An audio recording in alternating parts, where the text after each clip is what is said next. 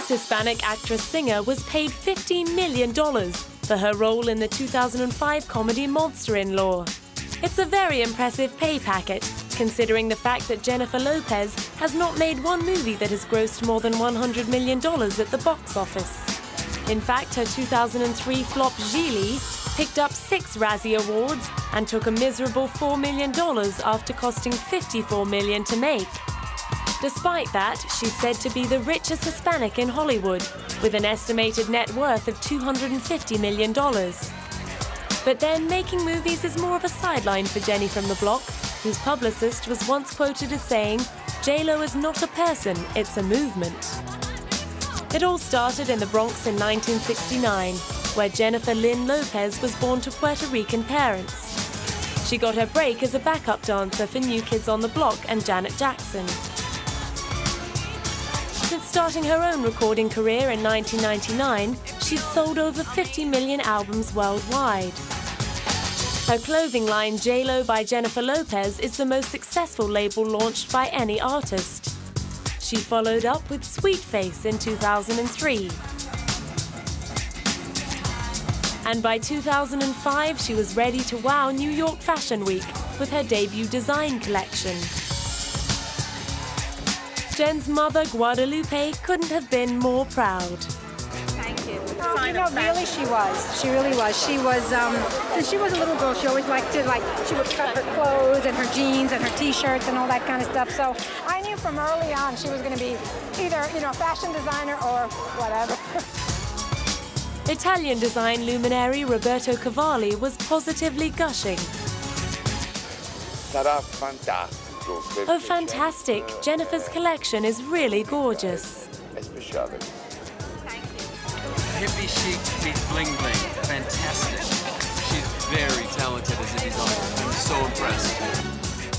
Staying well ahead of the celebrity designer herd, J-Lo was already onto her 3rd perfume by then, following up Glow by J-Lo and Still Jennifer Lopez with Live.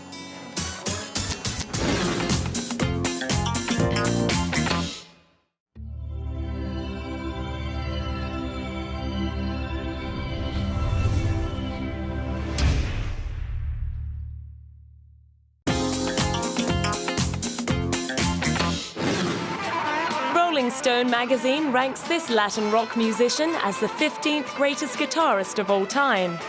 Carlos Santana first blew critics away at Woodstock in 1969. The band that bore his name went on to reach number 4 in the US with their debut album. Nearly 40 albums later, Carlos has collected 10 Grammy Awards and sold 90 million records. But little else has changed about him since Woodstock. I haven't changed. You're right, I'm a hippie from the 60s. I saw a lot of hippies, sold out, to Coca-Cola and all kinds of things. But I'm still the same guy. I haven't sold out. I still believe that we as humans, we will get to the other side and we shall have peace on earth. His spiritual journey began in the early 70s after meeting and marrying Deborah King, the daughter of blues singer and guitarist Sanders King. He and Deborah became disciples of Indian philosopher and guru Sri Chinmoy, who took them on the path of love, devotion, and surrender. Ever since then, Carlos has infused his music with his spiritual beliefs. To me, success is knowing that people need something from you, whether you discover making bread or you discover making wine. So the key to success is finding something that people need. And obviously, a lot of people need the sounds of Santana. The Mexican rocker still gets to use the stage as something of a preacher's pulpit to promote personal spirituality and humanitarianism. And he doesn't just talk the talk. In 2003, he became the first artist to donate all of the net proceeds of an entire extended concert tour to charity. The money went to South Africa to care for children orphaned by AIDS and to provide life-saving medical treatment for those living with HIV and AIDS. But this is the beginning, First you have to throw a rock in a lake to make a ripple. This is the beginning of a ripple. And we feel that, like my brother, Cesar Chavez, said, si se puede means it can be done. You cannot break our spirit. And the spiritual virus is extremely contagious. Then it was off to Rome to raise money for children.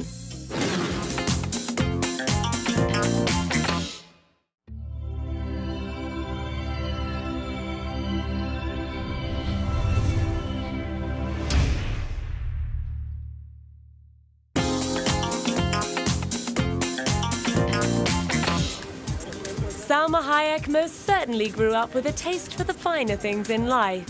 The daughter of a Mexican oil executive and an opera singer, her family wasn't short of cash, but that doesn't mean she's afraid of hard work.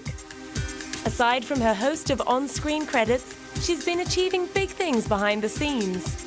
Not only did she star as the tragic Mexican artist in 2002's Frida, she also co-produced the film, which took 8 years of nurture to bring to the big screen, and went on to net her an Oscar nomination for Best Actress. That success earned her her first invitation to direct a movie for Showtime. The Maldonado Miracle was billed as a journey of faith, hope and inspiration, and starred Peter Fonda, and won the Debutante Director a Daytime Emmy Award. She didn't even have to try that hard. It was very fun and easy, and it went really smooth. Probably because I think I got lucky and a lot of really cool people were working with me, and we worked really well together as a team. Her most recent behind-the-scenes triumph has been as the executive producer of multi-Emmy Award-winning TV series Ugly Betty, after adapting the series from the Colombian telenovela in 2001. It picked up the Golden Globe Award for Best Comedy Series in 2007, and Salma has remained very hands-on since the show's inception. Her strong presence is also felt in the causes she supports. At a hearing of a Senate Judiciary Committee, she urged the government to put its shoulder behind the fight against domestic violence. She took the same message to her home country, calling on Mexico to end violence in Ciudad Juarez, where more than 300 women have been brutally murdered over the past 12 years. As co-host of the Nobel Peace Concert in Oslo, she put a word in for world peace. When we can collectively, as a social conscious, dream a dream of peace, this is when peace will become a very tangible reality, and I believe in it.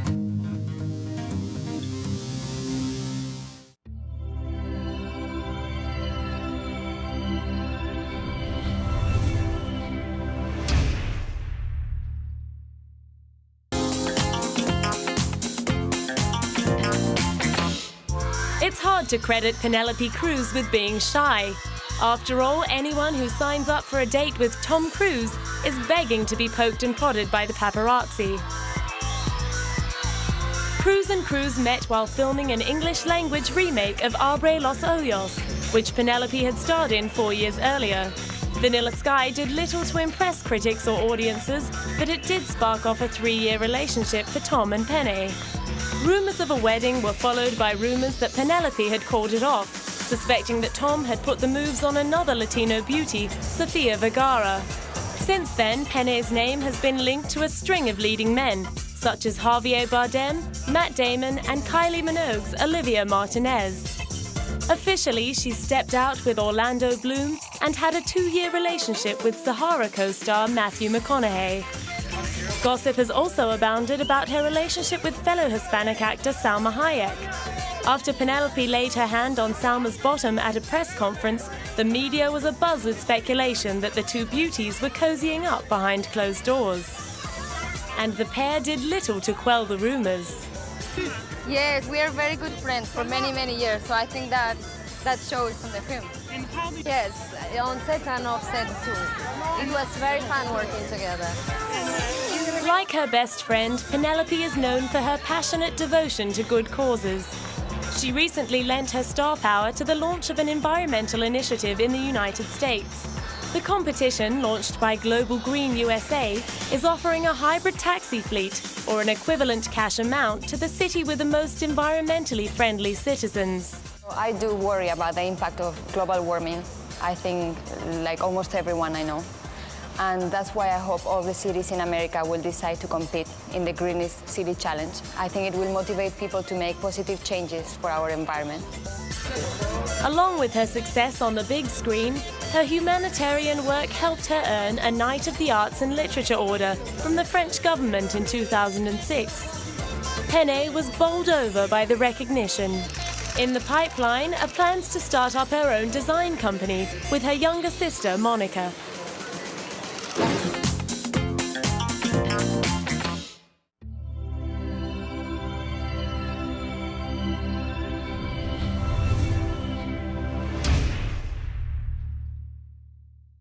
So I knew from early on she was going to be either, a fashion designer or whatever. Italian design luminary Roberto Cavalli was positively gushing. Sarà fantastico. Oh, fantastic. Jennifer's collection is really gorgeous. È speciale. Hippie chic meets bling bling. Fantastic. She's very talented as a designer. I'm so impressed. Staying well ahead of the celebrity designer herd, J.Lo was already onto her third perfume by then. Her clothing line J.Lo by Jennifer Lopez is the most successful label launched by any artist. She followed up with Sweet Face in 2003. And by 2005, she was ready to wow New York Fashion Week with her debut design collection. Jen's mother, Guadalupe, couldn't have been more proud. Thank you. Really she was. She really was. She was, since she was a little girl, she always liked to, she would cut her clothes and her jeans and her T-shirts and all that kind of stuff. Following up Glow by J.Lo and still Jennifer Lopez with Live.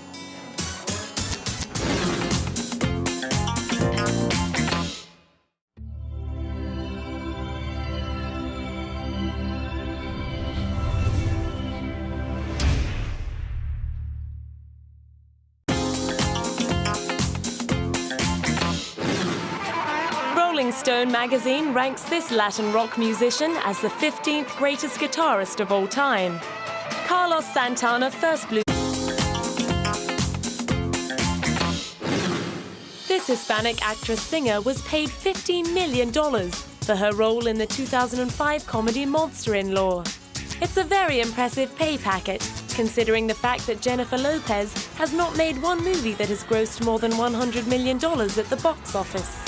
In fact, her 2003 flop Gigli picked up 6 Razzie Awards and took a miserable $4 million after costing $54 million to make. Despite that, she's said to be the richest Hispanic in Hollywood, with an estimated net worth of $250 million.